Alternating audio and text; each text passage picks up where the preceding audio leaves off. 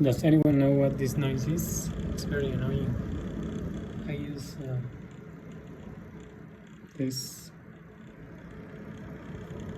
hose and to find the noise. It used to be from here, but I don't know why the IO pump is making this noise. Everything's brand new. I thought it was the fan, but everything was okay because I removed it and I turned it on without the fan and everything was okay. I put the one extreme of the hose and the other to my ear, and it's sounding like that. I don't know why it's brand new. I don't know if it's the thermal paste. Please help